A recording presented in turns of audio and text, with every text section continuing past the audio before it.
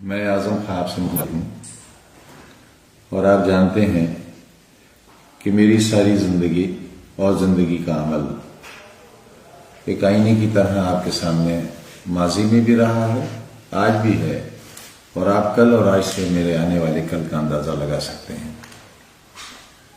مجھ پر، میرے اپنوں پر، میرے پیاروں پر گزرے ہوئے 4-5 سال میں جو کچھ ہوا ہے وہ کسی سے پوشیدہ نہیں ہے، اور غالباً یہ ایک ایسی افسوسناک تاریخ ہے جس پر آنے والا کل ہندوستان کے اس نظام جمہوری پر ضرور تنقید کرے گا اور کچھ نہ کچھ اپنی رائے پیش کرے گا۔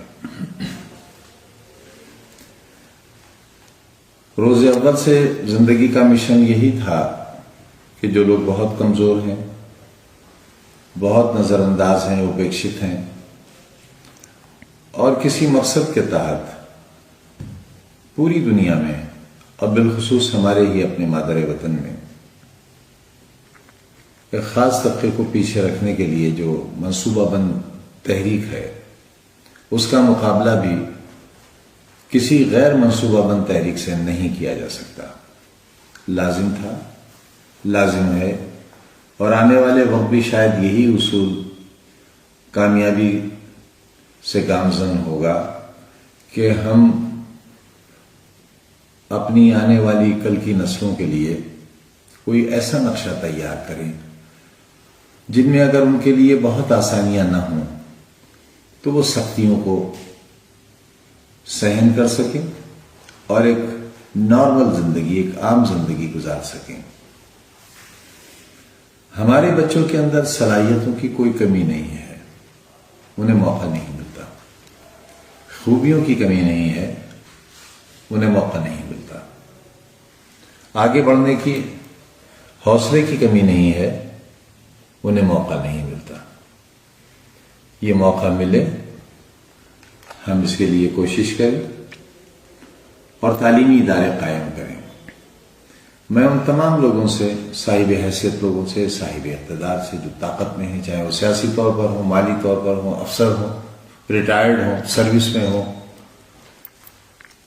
جو جذبہ رکھتے ہیں، لیکن وہ جذبہ جو صرف اپنی حد تک ہو، ڈرائنگ روم میں بیٹھ کر اس کو ڈسکس کر لینے کی حد تک، رائے دینے کی حد تک ہو، ایسی رائے سے قوموں کی تقدیر نہیں بنتی۔ قومیں تو بہت بڑی چیز ہیں، کسی قبیلے، کسی گھر اور کسی فرد کی تقدیر بھی نہیں بنتی۔ ارادہ کریں، اگر میرے جیسا کمزور آدمی اتنے بڑے مشن کو پائے تکمیل تک پہنچا سکتا ہے تو میری ہی پڑوس کے ضلع میں نہ جانے کتنے رئیس رہتے ہیں، میرے ملک میں، میرے پردیش میں نہ جانے کتنے لوگ دولت مند رہتے ہیں، نہ جانے کتنی ایسی آرگنائزیشنز ہیں جن کے پاس بہت وسائل ہیں لیکن ان کا صحیح استعمال نہیں ہے۔ یہاں تک کہ ہمارے زکوٰۃ کے پیسے کا صحیح استعمال نہیں ہے۔ اگر ہم اس پیسے کا استعمال اپنی دولت کا، اپنے اخراجات کا، اپنے دوست احباب پر خرچ کرنے کا، اپنے سیر و تفریح پر خرچ کرنے کا، اپنی شان و شوکت پر خرچ کرنے کا، اپنی رہائش پر خرچ کرنے کا، اپنی زندگی کی دیکھ بھال پر خرچ کرنے کا پیسہ اگر ایک حصہ بھی آنے والی نسل کو پڑھانے کے لیے خرچ کرنے لگیں تو یہ بڑی خدمت ہوگی۔ میں خدمت تو نہیں کہتا، ایک کوشش ہے، ایک یونیورسٹی بنائی ہے، اسکول بنائے ہیں، یہ بات بھی صحیح ہے کہ اس کے ساتھ بہت ہی نازیبا سلوک ہو رہا ہے، اور ہم کیسے برداشت کر رہے ہیں؟ ہمیں تو اپنی قوت برداشت پر کبھی کبھی حیرت بھی ہوتی ہے کہ ہم ہڈی گوشت کے بنے ہوئے انسان ہیں بھی یا نہیں ہیں، کوئی پتھر کی پہاڑی تو نہیں ہے، کوئی فولاد کا دریا تو نہیں ہے جو بہتا ہے لیکن فولادی طاقت سے۔ ہمارے اندر احساس بھی ہے، ہمیں غم بھی ہوتا ہے، تکلیف بھی ہوتی ہے، انگارہ ہمارے سر پر رکھا جاتا ہے تو اس کی تپش بھی محسوس ہوتی ہے، لیکن یہ سب کچھ برداشت کرتے ہیں اس لیے کہ ہم نے جو اپنے آپ سے عہد لیا ہے، میرے اپنوں نے، میرے احباب نے جو عہد لیا ہے، جو ہمارے ساتھ جیلوں میں رہے، آج بھی ہیں، جنہوں نے سختیاں سہیں، آج بھی سختیاں سہ رہے ہیں، جو برباد کر دیے گئے، لیکن انہوں نے شکایت کا موقع نہیں دیا. بہتوں نے دیا بھی، بہتوں نے تیزاب کے خنجر بھی پار کیے، لیکن بہت سے ایسے ہیں جنہوں نے بہت تکلیف کے وقت میں بھی ساتھ نہیں چھوڑا ہے، اور انہی کے تعاون، انہی کی محبتوں کے سہارے ہم ابھی تک کھڑے ہیں. آپ سے صرف ایک اپیل کرنا چاہتے ہیں. یہ تعلیم گاہ میری تربیت گاہ بھی ہے، اور یہ آپ کی آنے والی نسلوں کا سنہرا خواب ہے. اسے ٹوٹنے مت دیجیے. کوئی دولت، کوئی طاقت شاید اب اسے اتنا نہیں بچا سکتی جتنا طلباء کی تعداد اسے بچا سکتی ہے. آپ کے بچے، آپ کی بچیاں پڑوس کے اضلاع میں جاتی ہیں، اور بڑی تعداد میں یہاں سے طالب علموں کا منتقل ہونا میرے خیال سے ہمارے لیے ایک فکری موضوع ہے.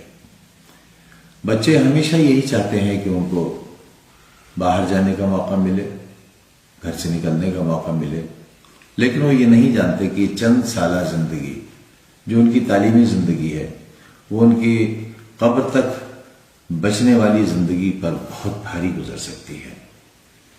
آپ پر ذمہ داری ہے ان کی بہتری اور ان کے کل کے لیے آپ سوچیں. ان اداروں کی جا کر جو ہمارے ضلع کے دائیں اور بائیں بنے ہوئے ہیں، ان کا تعلیمی معیار دیکھیں، وہاں کا ماحول دیکھیں، وہاں کی زندگی دیکھیں، وہاں کا اخلاق دیکھیں، وہاں کے جینے اور مرنے کے اور چلنے اور پھرنے کے طریقے دیکھیں. آپ کو اندازہ ہوگا کہ ہم خود اپنے آپ کو جان بوجھ کر جہنم کی آگ میں جھونک رہے ہیں. پھر ایک بار آپ جوہر یونیورسٹی بھی آ کر دیکھیے، یہاں کا ماحول دیکھیے، یہاں کی خوشنما فضاؤں کو دیکھیے، یہاں کے ٹھنڈے ماحول کو دیکھیے، آب و ہوا دیکھیے، یہاں کی ہریالی دیکھیے، آپ عمارتوں کا حسن دیکھیے، یہاں اساتذہ کی محنت دیکھیے، ہمارے طالب علموں کی شرافت اور ان کے پڑھنے اور یہاں رہنے اور جینے کا انداز دیکھیے. آپ ہماری تربیت دیکھیے آپ آ کر یہاں. اور یہ بھی جان لیجئے کہ ہمارے یہاں سے پاس آؤٹ ہونے والے اسٹوڈنٹس بیکار نہیں پھر رہے ہیں. ہم یہاں پلیسمنٹ کا کوئی وعدہ ماضی میں نہیں کرتے رہے ہیں. مستقبل میں کیا ہوگا یہ نہیں جانتے، لیکن ماضی میں نہیں کرتے رہے. اس کے باوجود ہمارے یہاں کے پاس شدہ جج بھی ہیں، اسرو میں بھی ہیں، ودھان سبھاؤں میں جوائنٹ سیکریٹریز کے پدوں پر ہیں، ہندوستان کے باہر اچھی ملازمتوں میں ہیں. اور اگر آپ سے میں یہ کہوں کہ صرف وہی بچہ خالی ملے گا آپ کو جس نے سروس نہ کرنی چاہیے ہو، ورنہ ہمارے یہاں کے پاس شدہ طالب علم کوئی خالی نہیں ہے. ہمارے یہاں پیرامیڈیکل میں، فارمیسی میں، ایگریکلچر میں ان کا کورس ختم ہونے سے 6 مہینے پہلے اپائنٹمنٹ لیٹر آ جاتے ہیں. معلوم ہے لوگوں کو کہ ہمارے یہاں پڑھائی ہوتی ہے. ہمارے یہاں فیس اٹینڈنس لگانے کے لیے نہیں لی جاتی بلکہ بچوں کو تعلیم دینے کے لیے ہی فیس لی جاتی ہے. آپ ایک بہتر ماحول اور بہتر مستقبل کے لیے، ایک بہتر کل کے لیے اپنے آنے والی نسلوں کا خیال رکھیے، ان کے لیے بہتر فیصلہ کیجیے، اور کم سے کم ایک بار آپ خود یا ان بچوں کو اپنے ساتھ لا کر اس یونیورسٹی کا دورہ کیجیے. ہو سکے تو مجھ سے بھی ملاقات کیجیے. میں یہاں آپ سے ملوں گا، آپ کے سوالات کا جواب دوں گا. آپ ہمارا انجینئرنگ کالج تو دیکھیے، IIT کی ٹکر کے ہمارے انجینئرنگ کالج ہے. ہماری لیبس دیکھیے آپ، کتنی ماڈرن لیبس ہیں ہماری. شاید ہی قریب کی یونیورسٹیز میں ایسی لیبس ہوں. جو سہولتیں ہمارے یہاں ہیں، ہمارے ہاسٹل کی سہولت، وہاں کے کھانے پینے کی سہولت، وہاں کے کھانے کا اسٹینڈرڈ، آپ آ کر دیکھیے، ایک بار کھا کر دیکھیے، فیصلہ کیجیے کیا بہتر ہے. اسی درخواست کے ساتھ یہ ادارہ آپ کا ہے.